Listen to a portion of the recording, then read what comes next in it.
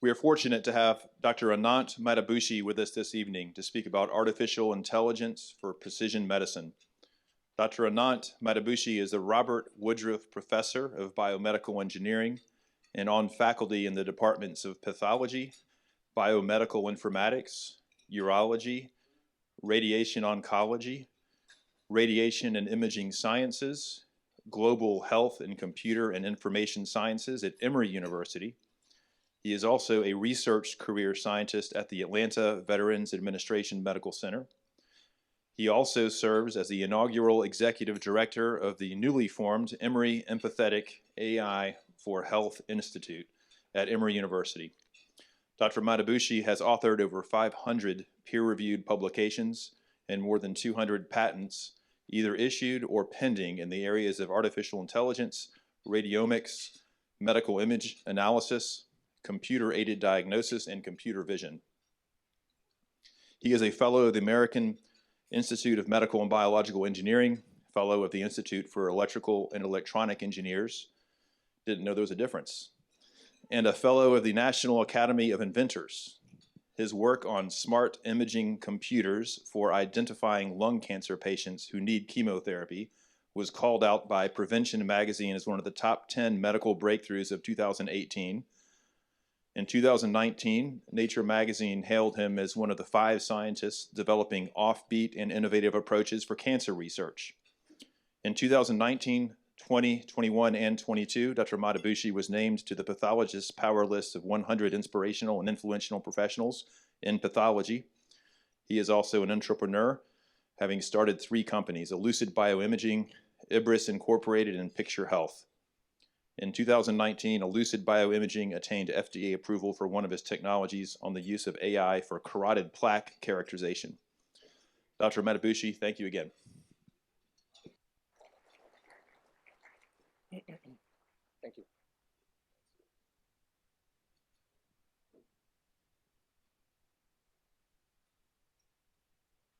So thank you for that very flattering introduction. Real pleasure to be here, but I just want to calibrate expectations. It's all going to be downhill from here on, so just want to make sure. So I very intentionally called my talk, decided to label the talk Interpreter of Maladies, a little bit of homage to a book by Siddhartha Mukherjee called The Emperor of Maladies, which came out about a decade ago, which if you haven't read, I highly recommend. A really amazing chronology of cancer. And as I think about artificial intelligence, I think it has the potential to really be the interpreter of all maladies. And at least that's what I'm going to try to convince you over the next 45, 50 minutes, and really show you applications of artificial intelligence to address a few different problems in the context of oncology, cardiovascular disease, ophthalmology. Just want to start off with my disclosure. But beyond these associations, I guess my true disclosure is the fact that I do have an account on X. So that is my Twitter handle, X handle. If any of you are on social media, if any of what I talk about today is remotely appealing, please feel free to give me a follow.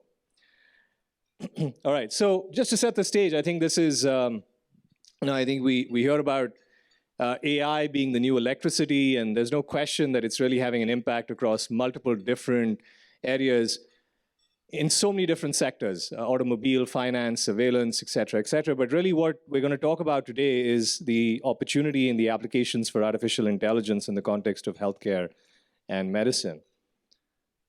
And somebody whose writings I frequently turn to is Eric Topol. Eric Topol is actually a cardiologist himself, was previously at the Cleveland Clinic, now at Scripps, and frequently talks about the huge opportunities for artificial intelligence in medicine. So if you're not familiar with Dr. Topol's work, highly recommend looking at some of his articles and perspectives. Now, one of the questions that often comes up about artificial intelligence is this going to do away with jobs? Is it going to make the pathologist redundant? Is it going to make the radiologist redundant? And this is a very sobering piece of data because this actually shows on a global basis the actual expertise in pathology. And when you look at this map, it really shows you the significant paucity of pathology expertise that exists on a global basis. When we think about artificial intelligence taking away jobs, it's actually quite a contrary picture. We don't have enough sufficient expertise, and that's exactly the need that artificial intelligence can fill. If you look at countries, for instance, in Africa, Botswana is one example that is worth quoting, a country with over 2 million people, but one pathologist for the entire country. So, more than putting people out of business, I think the opportunity is decision support to really help augment and add and empower the physician's portfolio. So now the question is, what is AI and what AI? And I guess over the last couple of years since ChatGPT came out, I think we've conflated all AI, or a lot of people have conflated all AI with ChatGPT. And it's important to understand that ChatGPT is only one specific avatar or version of AI or machine learning, right? Essentially, this specific model of AI uses something called neural networks, right? And neural networks, in fact, have been around for a very long time. They've been around for over 60 years. But what has happened over the last perhaps decade or so is the fact that because of significant increase in computational power, we're able to create very sophisticated neural networks. We're able to take these neural networks, we're able to create what are called very deep neural networks. And the advantage with these networks is that when you give it data, it learns from the data. It's able to memorize patterns from the data. And I'm actually showing you an example of a very early application of these neural networks or deep learning in a problem in digital pathology. This is something that we published about a decade ago, where we use these neural networks to identify cancer cells on breast cancer images. And the first time I saw this, it really knocked me off my chair. I had a student who was working on the problem.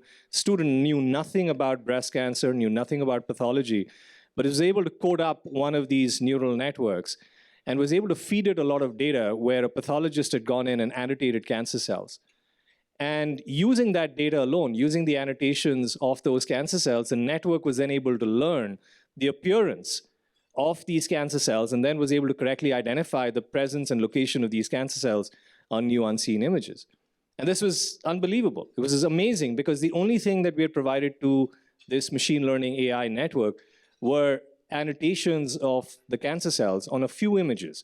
And using that alone, the network had learned. The question was, what exactly had the network learned?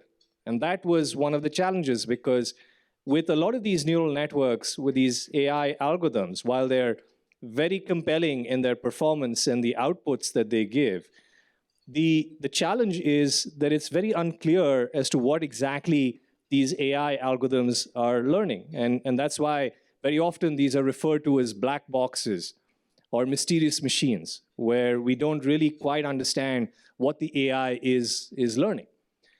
And that's led to a bit of a crisis. Today, as we talk about AI, we have to acknowledge that there is a reproducibility crisis in science. Somebody develops an AI algorithm at one location, they maybe train it on data from a hospital in Boston, you bring it down to Atlanta, and that algorithm doesn't work. It doesn't generalize to the scans, in a different location, in a different hospital. And the big reason, one of the big reasons for this lack of reproducibility is the fact that we don't have explainability. We don't have an understanding of what the AI is actually learning. But beyond the lack of interpretation, the lack of explainability of the AI, there's another problem that a lot of us have become aware of. That is, and we were just talking about it at dinner just now, this issue of hallucinations, right? Where the AI just starts to imagine what the right answer might be. When I've only been in Atlanta for a couple of years, and when I was recruited to Emory, Dr. Vikas Sukhatme was one of the folks who recruited me to Emory. He was the dean of the School of Medicine for Emory. In 2023, he decided to retire from that position.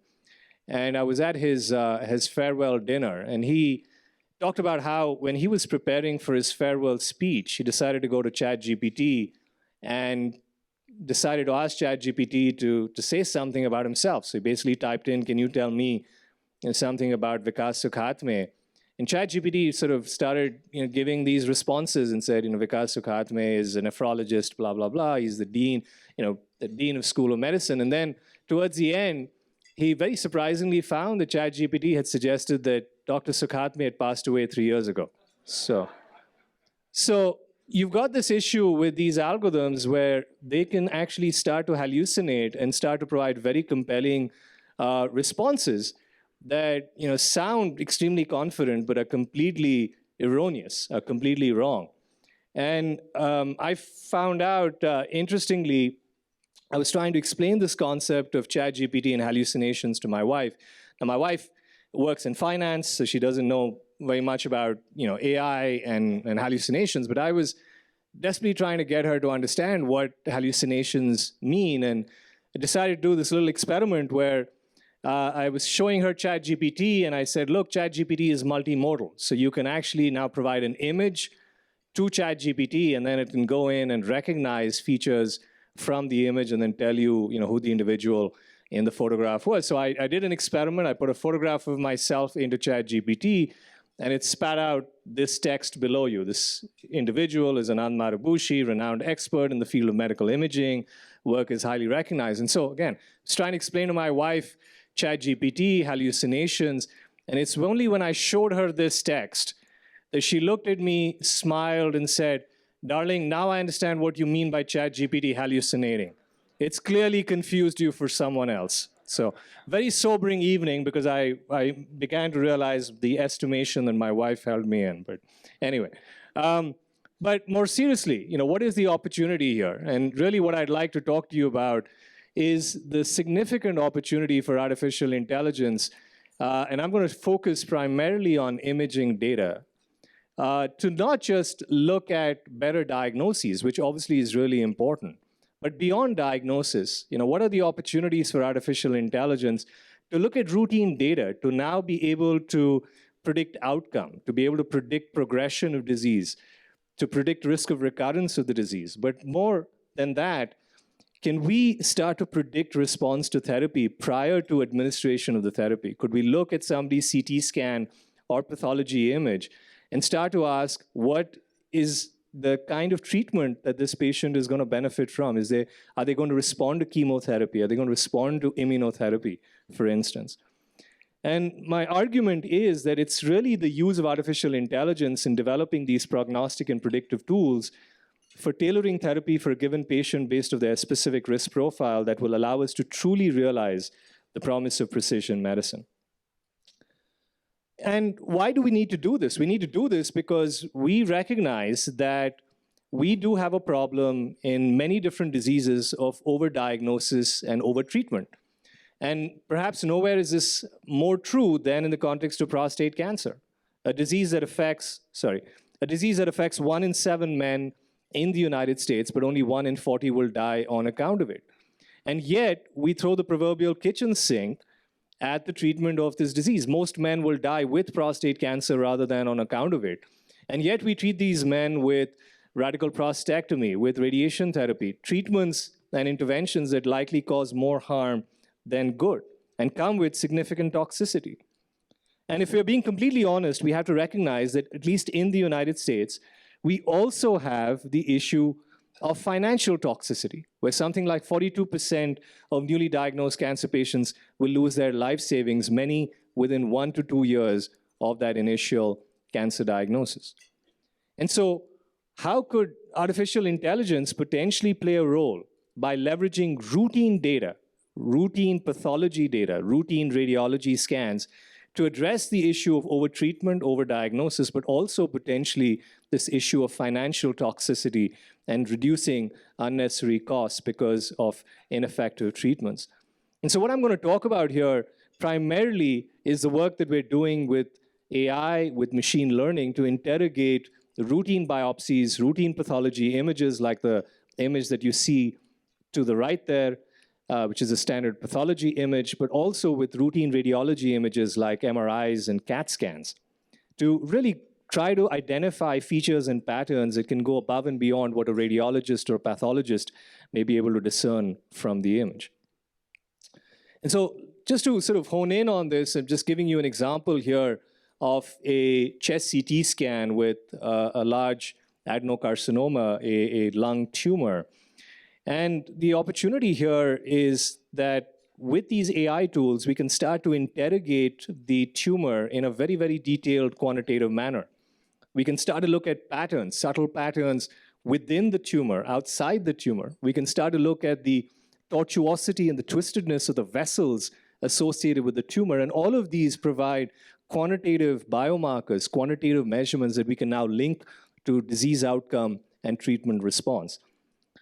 And assuming this individual then had a resection of the tumor, we can now digitize that piece of tissue, that H&E image, that H&E slide, and start to interrogate that with AI. We can use AI to go in, identify the tissue areas, identify the tumor on the pathology image, and now get to the point where we can start to identify individual cancer cells within that tissue image. But more than that, we can now start to look at individual immune cells. We can look at the diversity of the immune cells, look at the diversity of the tumor and the tumor appearance. Again, a series of different quantitative features that we can mine from these biopsy images that now allow us to be able to predict outcome and treatment response.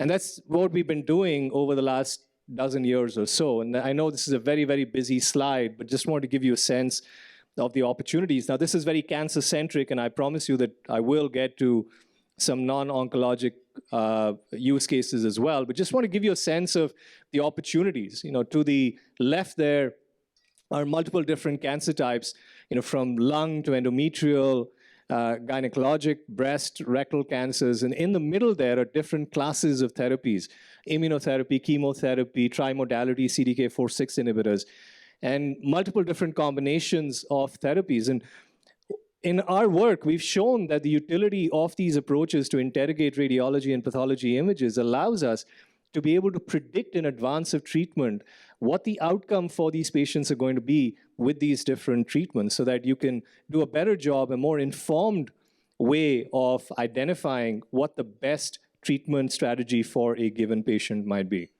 So with that, let's get into some specific use cases. I want to start off with a use case in breast cancer. Personal story here: I lost my aunt back in India over 25 years ago to breast cancer, and it was something that I decided that I had to do something about.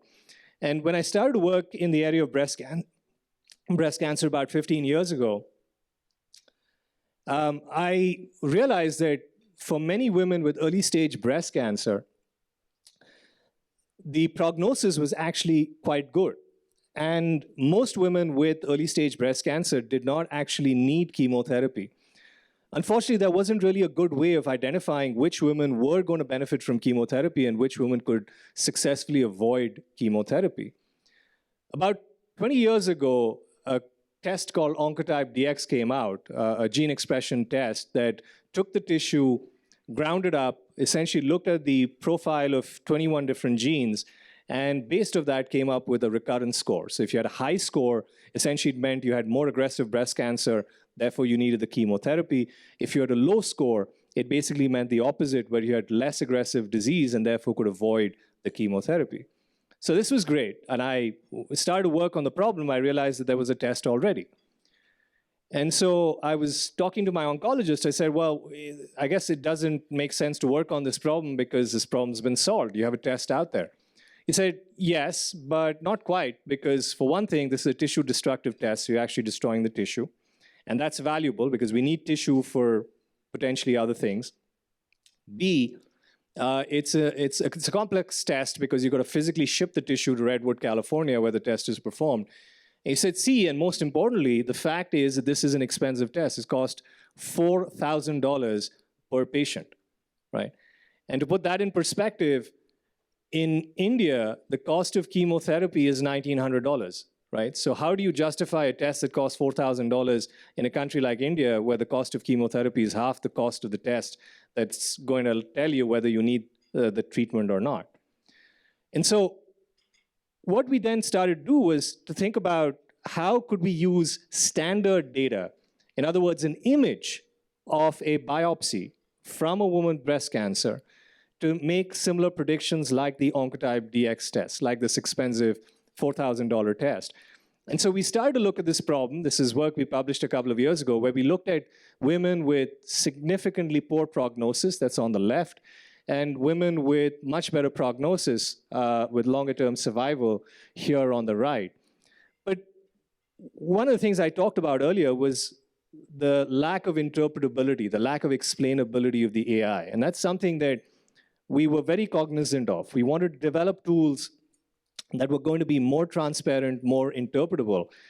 And so the idea that we came up with was if we could look at these H&E images, but specifically decided to focus on collagen. Now, collagen is a protein that we're aware of is implicated in the prognosis of a number of different cancers. And here, using AI, we were able to identify the tumor nests. We were able to identify in blue the collagen fibers. And having done that, we were able to ascribe a directionality or a vector to those individual collagen fibers. So those arrows that you see there represent the direction of the collagen that we were identifying with the AI. And one of the things that we realized when we looked at these images was in women that tended to have short-term survival, the collagen fibers were all very coherently organized. They were all pointing in the same direction. But when you looked at women with long-term survival or more favorable prognosis, the arrangement was far more chaotic. And so, borrowing an idea from high school physics, namely the concept of entropy, we were able to calculate the entropy associated with the disorder of the collagen. So just very briefly, if you think about entropy, entropy captures the amount of chaos in a system. If you've got a very chaotic system, entropy is high. If you've got a very ordered or a structured system, the entropy is going to be low. And so by calculating entropy, we basically showed that if you looked at women with short-term survival, the entropy was very low. If you looked at women with better prognosis, the entropy tended to be high. And so just by looking at this single measure of order or disorder of the collagen architecture, we were able to demonstrate in over 400 women, we could separate out which women had more favorable prognosis, that's in the blue curve, versus women that had less favorable prognosis in the red curve. Again, just a very simple, interpretable, explainable feature that we were mining from routine pathology images. But we wanted to do more than that. I decided in last year, we published this article that we wanted to see whether we could potentially supplement the Oncotype DX test. So we did this study where we looked at women who had undergone an Oncotype DX test. And over on the left were women that had been identified as having a low Oncotype DX score. So these are women where the Oncotype assay had essentially suggested that they don't need the chemotherapy. When we looked at that specific subset of women and applied our image-based assay to the images for women with the low Oncotype score, what was really interesting was we were able to identify 12% of women in the red curve who, even though Oncotype had suggested that they would not need the chemotherapy, we were finding had significantly worse prognosis, meaning that in contrary to what Oncotype was suggesting, we thought, based on the image classifier, that these women should have actually received chemotherapy. Over on to the right, when we looked at women with a high Oncotype DX score, where Oncotype was suggesting all these women needed the chemotherapy, we actually found that a significant number of women, based on the image classifier, could potentially have avoided the chemotherapy because they had much more favorable prognosis. So just to sort of give you a quick sort of summary here, essentially the image classifier was able to identify 12% women in that low Oncotype score category who probably would have benefited from chemotherapy if they had been offered that. And conversely, and perhaps more importantly, we were able to identify something like 58% of women who, according to Oncotype, should have received the chemotherapy, but our image classifier was suggesting the opposite, that they could have actually avoided the chemotherapy. So why is this important? Why does this work matter? Why am I talking about it? This is a little tongue-in-cheek, so you'll please indulge me a little bit. But just a head-to-head comparison between the molecular test and the IBRIS, which is the image-based risk score. One is the cost, right? Because You got a $4,000 molecular test. You could do this for pennies on the dollar because we're just talking about an image of a biopsy slide that can then be analyzed with artificial intelligence. You could turn this around rapidly. So imagine an oncologist in Mumbai who takes a digital image of the slide, uploads it to the cloud, the AI runs on the image and sends the results back immediately. No physical shipping of tissue, no 2-week turnaround, which is currently the status quo for these molecular-based tests. You're not destroying any of the specimens, you're digitizing the images. The accessibility is worldwide, it can be global, you're not limited to just the US. In other words, you have an inexpensive, fast, reliable, accessible prognostic breast cancer test that's priceless. For everything else, there's MasterCard.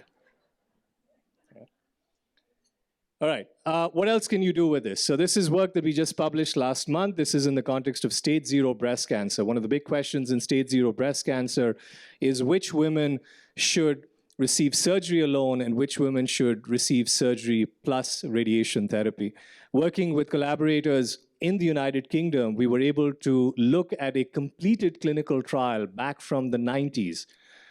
And by analyzing the images, the pathology images from that clinical trial from nearly 3 decades ago, we were able to find that patterns of immune cells, so the AI was used to identify immune cells from these pathology images, that the patterns of immune cells on these pathology images could actually tell us not just the risk of progression of stage 0 breast cancer to invasive ductal carcinoma or invasive breast cancer, but critically, it allowed us to predict which women were truly going to benefit from radiation therapy and which women could actually successfully avoid the radiation therapy. And one thing that I just want to point out again is the fact that we were able to leverage a completed clinical trial that was conducted over 30 years ago and sort of resuscitate that and identify these patients, of course, who've been treated a very, very long time ago.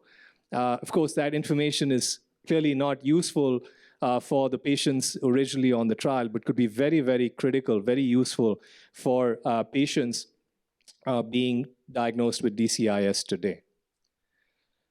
Prostate cancer is another area that we've been working on. One of the big questions in prostate cancer is which men with prostate cancer following surgery are going to need additional treatment, additional chemotherapy, for instance.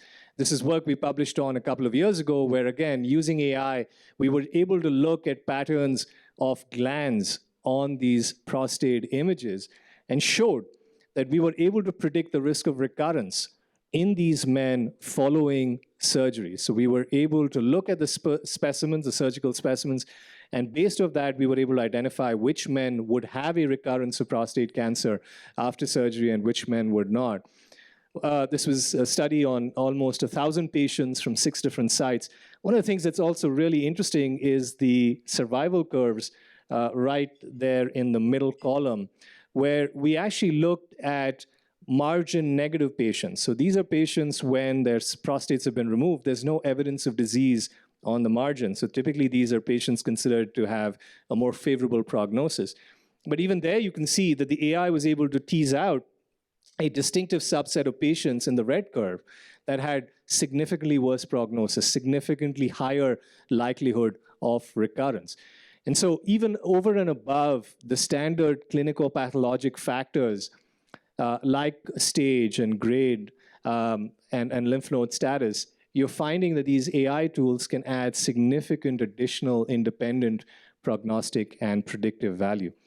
So in the same study, we decided to go head-to-head with another genomic-based assay. I talked about Oncotype DX for the breast cancer, but we looked at something called the Decipher test, which is the equivalent test for predicting metastasis in men with prostate cancer. And when we went head-to-head between the image classifier on the left and the molecular assay on the right, we actually found that the two assays performed equivalently, even though the Decipher test cost $3,000, and of course the image classifier cost basically $3. But what was also interesting is when we combined the image classifier with 2 simple parameters, just the Gleason score and the preoperative prostate-specific antigen, or PSA level, we actually showed that we could almost double the performance of the genomic assay. So just the image features and two simple clinical parameters resulted in a hazard ratio that was almost twice that of the molecular-based test. And again, for pennies on the dollar compared to the molecular test in terms of cost. More similarly to the Oncotype DX data, we've also more recently shown, this was data that was presented at the American Urological Association meeting, that if you looked at the Decipher low patients, again, these are patients where according to the molecular assay, these are men who have a very low risk of metastasis and potentially could be, don't need any additional treatment beyond surgery. You can see here that in this cohort of about 63 patients that were identified as Decipher low, the image features are clearly able to identify something like 60% of patients in this cohort who, even though they've been identified as low risk by the molecular assay, are in fact at elevated risk for a recurrence of the disease and therefore should be watched more vigilantly and potentially might be offered or should be offered additional therapy like chemotherapy or docetaxel. One of the other questions we've been asking about, and this is something that our group pays a lot of attention to, is around fairness of these AI tools. Are these AI tools going to work across different populations? Here in Atlanta, we've got a diversity in our patient population.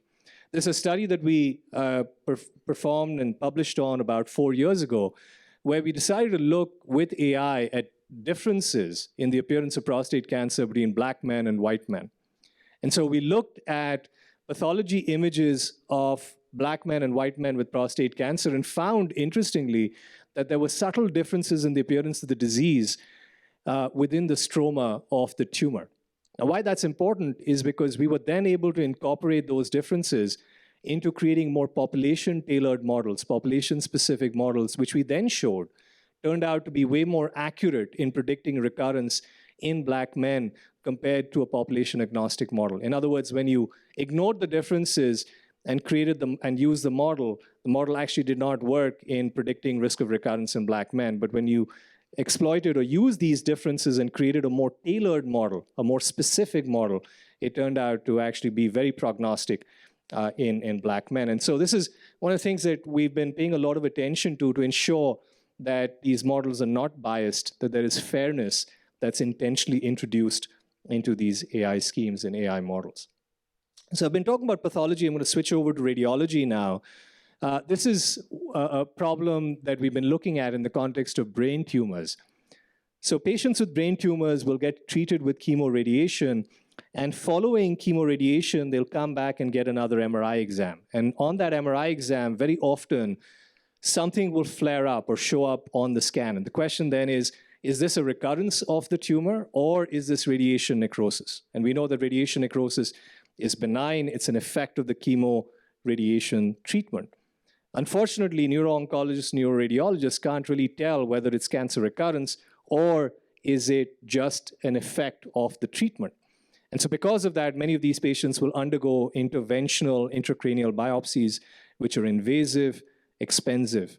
And so the question we started to ask about 10 years ago is, could we look at an MRI exam and try to find patterns on the MRI exam that could distinguish which of these represents the tumor recurrence and which of these represents the radiation necrosis? And so similar to the work in collagen, we came up with an algorithm that essentially was able to look at the orientation of the pixels, specifically the gradients of the pixels.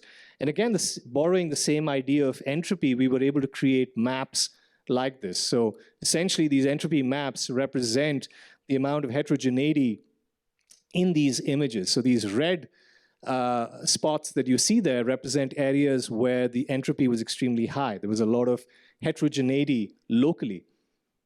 You see a lot of that on the left panel. On the right panel, on the other hand, you see the blues, which basically represent significantly lower heterogeneity, much lower entropy. And so it turns out that the left panel actually corresponds to the tumor recurrence.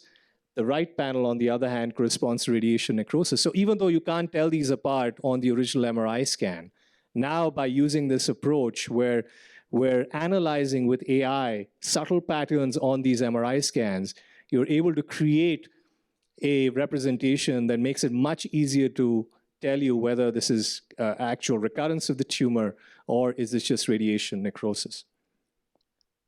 What else can we do with this? So we've taken this idea, these subtle patterns of entropy, and looked at several other problems. One of the problems that we've been working on for about a decade has been to try to distinguish benign nodules from cancerous nodules on chest CT scans. Before moving to Atlanta, I spent 10 years in Cleveland, Ohio, working at Case Western Reserve University. And I recognized there that one of the big problems in Cleveland is histoplasmosis. So the histoplasmosis can essentially create the appearance of nodules in the chest cavity. And if you get a chest CT scan for any reason, you're going to see these nodules, and they're very, very similar looking to adenocarcinomas, to lung cancers, and it's very difficult to tell them apart. And so we showed in this publication from about 6 years ago that looking at these entropy patterns, looking at these radiomic patterns or AI patterns, not just of the tumor, but in fact immediately around the tumor, allowed us to distinguish something that was benign from something malignant. So the lower row there actually is a granuloma, which is benign. You can see that the patterns immediately outside the nodule are lower in terms of entropy compared to the top row, which is the adenocarcinoma, where you can see there's a lot more expression of the entropy. Beyond looking at entropy and texture, one of the questions we've been asking is what else is there besides just the obvious target, right? If you're an oncologist and you tend to look at the tumor, we tend to fixate on the tumor. But the question we started to ask was, well, what if you look outside? You know, there's the tumor, but then there's stuff outside the tumor as well. And could that tell us something about tumor behavior and treatment response? This was a study we published a couple of years ago where instead of focusing on the tumor, we decided to look at the tumor-associated vasculature. We know the tumors have vasculature, have vessels associated with them. And the study we did in breast tumors, where patients were being treated with neoadjuvant anthracycline therapy, the question we were asking was, could you look at a baseline MRI scan, and could we actually predict which of these patients are going to achieve a complete pathologic response, that is, the treatment is going to work, versus those patients who are not going to achieve a pathologic response. And what we found very interestingly, when we used AI to tease out the vessels associated with the tumor, we found on the left, patients who did achieve a complete pathologic response had very smooth vessels. On the other hand, the patients who tended to not have a pathologic response had a much more twisted, convoluted, tortuous vasculature.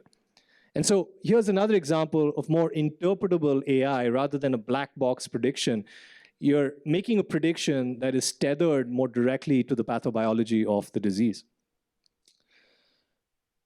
What else could you do with it? So, I've shown examples of retrospective data. Now, one of the things that we wanted to do was to really move these tools into clinical implementation. And so about 3 years ago, working with the Eastern Cooperative Oncology Group, we were able to embed these radiomic tools into an ongoing clinical trial. So this is data from an ongoing clinical trial, ECOG 5163. This is a trial of lung cancer patients being treated with immunotherapy, where we were able to embed these tools into the trial. We're analyzing patients as they're being treated on this trial. And what we're finding is that the patterns that we observed in the context of breast cancer and chemotherapy also hold in the context of lung cancer patients being treated with immunotherapy. In other words, we find that patients who tend to not respond to immunotherapy tend to have a much more twisted vasculature associated with the tumor. Patients who tend to respond to the immunotherapy tend to have a much smoother, less tortuous vasculature. And so this is still ongoing. This is still ongoing study, but we're clearly seeing a strong association between these AI-derived predictions with early response, so with the change in the tumor volume. The other question is adverse effects. Patients will be treated with chemotherapy, they'll be treated with immunotherapy. Some subset of them will develop adverse effects, adverse findings. For instance, one of the big challenges in immunotherapy is pneumonitis. A lot of these patients will develop pneumonitis. Can we predict that? And so this is data that we presented at the ASCO meeting last year, where looking at these entropy patterns from a standard CT scan, we were able to identify which patients were likely to go on to develop high-grade pneumonitis as a consequence of the treatment. And so this is really important because then it provides cues to the physician, to the oncologist, to be more vigilant and to monitor some of these patients more carefully, patients where there's a higher likelihood, as suggested by the AI, that they're going to develop pneumonitis. We did a study during COVID, like so many other people, to see if we could understand what the actual impact of the disease was. And so we did the study with about 3,400 patients across 3 different continents, where we got hold of the CT scans. And essentially using what are called statistical models, we were able to learn with AI what the actual damage in the lung was because of COVID-19. And this study actually showed that we could quantify spatially in a population-based way the extent of damage and visualize the extent of damage caused by COVID. And here we compared patients who are normal controls, who had no COVID, versus patients with mild COVID-19 versus patients with severe COVID-19, and showed in this study that was published earlier this year that this approach with AI and statistical modeling allowed us to capture the extent of deformation, but also spatially localize where exactly the deformation in the lung was happening. One of the things that our group has been very interested in is opportunistic use of data, right? You get a CT scan for some reason. Could you leverage it for more than what it was originally intended for? If you get a chest CT scan for a lung cancer screening exam, could you do more with it? This is a study that we recently published on, where looking at standard routine CT scans, we were able to quantify the amount of steatosis in the liver. Using a partial view of the liver, we were able to quantify the amount of hepatic fat, hepatic steatosis. And this is challenging to do off a CT scan. Typically, you look at MR spectroscopy to be able to capture the amount of steatosis. And we actually were able to show in this study that the quantification was highly accurate and was also strongly correlated with the quantification of steatosis from MR spectroscopy. But the beauty was we were doing it off a standard CT scan, and a standard CT scan that was not actually acquired for hepatic fat quantification, but we were able to leverage it to be able to make these measurements.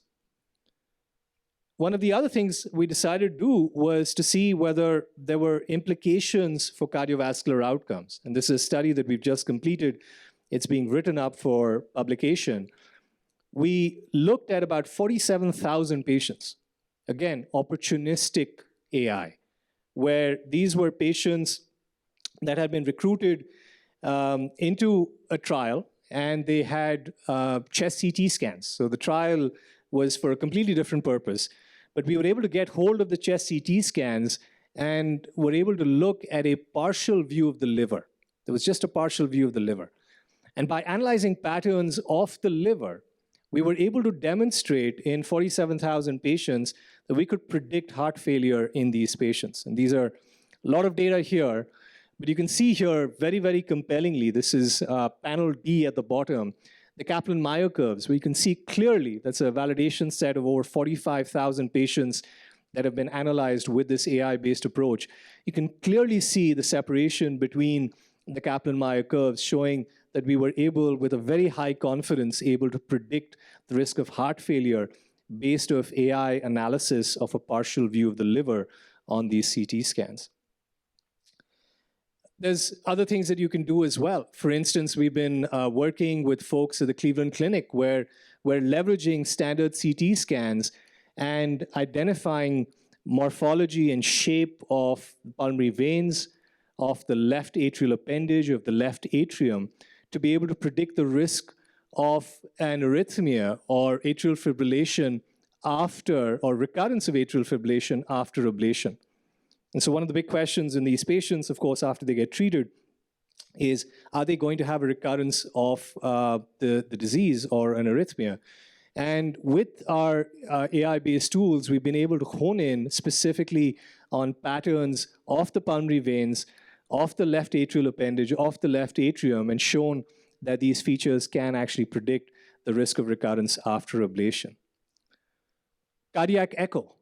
These are very, very noisy images. You can see that, that movie down there in the bottom. Last year, we looked at the ventricular deformation of the heart on these cardiac echo images and found that by capturing the spatiotemporal deformation of the ventricle with AI, we were able to associate these changes with major adverse cardiovascular events. So these are the Kaplan-Meier curves. Relatively small set of patients here, but you can see quite nicely that even though this test set only had 33 patients, that the unique spatiotemporal deformation profile of the ventricular wall as captured by the AI allowed us to actually predict the risk of major adverse cardiovascular events in these patients. We're looking at patients with a variety of different eye conditions, including acute diabetic macular edema, diabetic retinopathy, AMD, and looking at these entropic patterns on standard OCT scans, we're able to predict in advance of treatment which of these patients are going to respond to anti-VEGF treatments in the eye, and which of these patients are likely not to respond, and therefore are not going to benefit from these treatments. I keep coming back to this concept of opportunistic AI. You know, every one of us probably goes in to see the ophthalmologist on a yearly basis or every 2 years, and you get typically you'll get an eye exam, you'll get an image of your eye, and of course the ophthalmologist is looking at it to see whether you've got cataract or you've got potentially signs of glaucoma. And so the question we started to ask is, well, you can do all of that, and I showed you an example on the previous slide, but could you, again, leverage it in an opportunistic way to potentially ask other questions? And so one of the things that we're doing now with standard routine images of the eye is asking questions about systemic conditions, and can these features, can more interpretable features of the vasculature in the eye tell us about some of these systemic diseases? So let me just give you a few examples here as I wind up.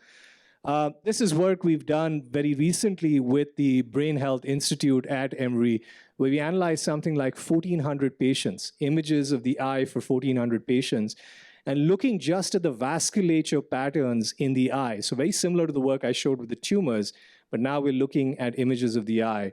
And looking at the retinal vasculature and looking at the twistedness of the retinal vasculature with the AI, we're actually able to identify who has Alzheimer's versus those patients who don't. And this has now been analyzed in over 1,400 patients. And this is work that's currently under review for publication. What we've also shown is that these vascular features not only are associated with Alzheimer's, they can also tell us about the risk of a cardiovascular event. And so this is data that we've now done both through the UK Biobank as well as with patients from Cleveland, where in the chronic renal insufficiency cohort, it's an ongoing clinical trial of kidney patients, that images of the eye, that the AI analysis of the retinal vasculature in the images of the eye actually can predict which patients are at elevated risk for major adverse cardiovascular events. Like I said, this has now been validated on something like 8,000 patients from the UK Biobank, which is a large cohort of patients in the UK. And then perhaps most stunningly, this is data we've literally just generated in the last couple of weeks. We're actually now able to predict from an image of the eye as to which patients are likely to develop multiple myeloma within a 10-year period. So we're able to look at a baseline image of the eye, and you can see the time axis there, over 10 years, we're actually able to predict your risk of going on to develop multiple myeloma. So that simple image of the eye can really, is really the window to so many different conditions in the rest of the body. All right, so let me conclude. So hopefully what I've conveyed is that AI is not magic. One has to be thoughtful and intentional in developing these algorithms. Computational analytics with routine imaging can really help address questions in precision medicine, specifically prognosis and predicting response to therapy. Hopefully, what I've also conveyed is that by using routinely acquired data, we can do this for relatively low cost. And that's really important, particularly in low and middle income countries. But what is really important at the end of the day to drive adoption, I would argue, is the need for interpretability, is the need for explainability. And that's why there's an intentionality with the approaches that I showed, where all of these approaches are really connected to something that is biologically tethered, more biologically plausible. So with that, I just want to thank the amazing students, trainees, postdocs, faculty colleagues that I have the pleasure and honor of working with, and just a quick shout out to the funding agencies that put food on the table. Thank you very much.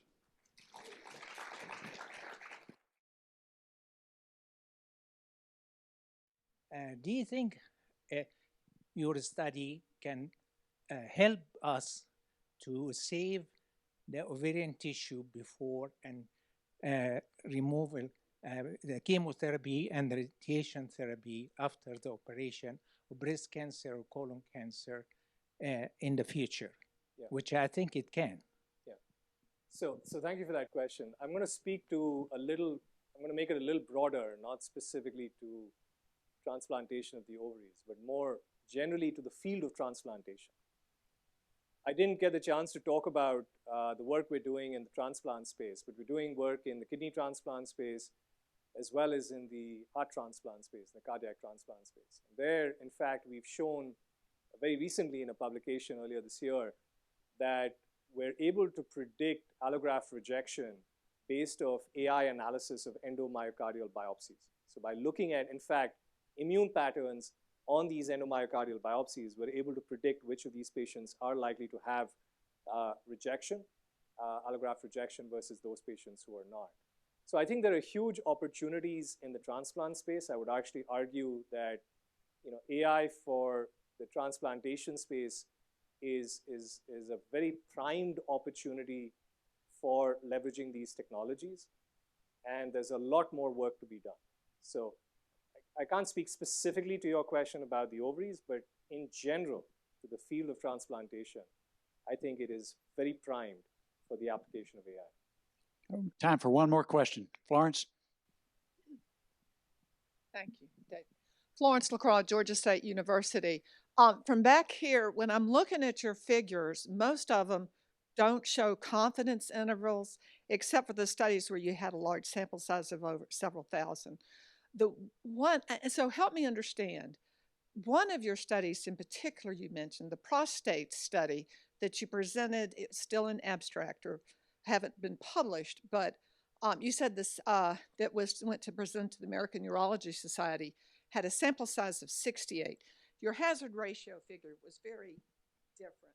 However, 68 is such a small sample size. Unless those figures are tight, seems like you're concluding, you're a little aggressive on your conclusion. What were your samples? What was your confidence interval? Great question. So let's talk about that. So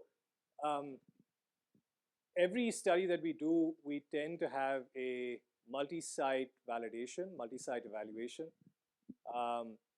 And we always tend to look at a multivariable analysis. So one of the critical things with all of the data that I showed, I did talk about the multivariable analysis in the context of some of our prostate cancer work, but it is very much part of the analysis that we conduct for all the different use cases. The point I was trying to make with that Decipher study was that even though we only had 63 patients, you can start to see the value add of these AI-based approaches. We absolutely do want to increase the sample size. The cardiovascular was a great example where we had 47,000 patients. But even where we don't have a lot of samples, one of the things that we try to do is to make sure there's a plurality of sites represented in the validation set. So it's not just simply about having large numbers. Large numbers are great. I would actually argue that more than having large numbers, you really want to demonstrate the reproducibility of your tool on different sites and different institutions. And so that's very much part and parcel of how we do our analysis. We, in fact, typically have these collaborative studies with multiple different sites, multiple different institutions, and try to demonstrate that this tool is going to work on data from multiple different sites and multiple different institutions. Thank you so much for being with us tonight.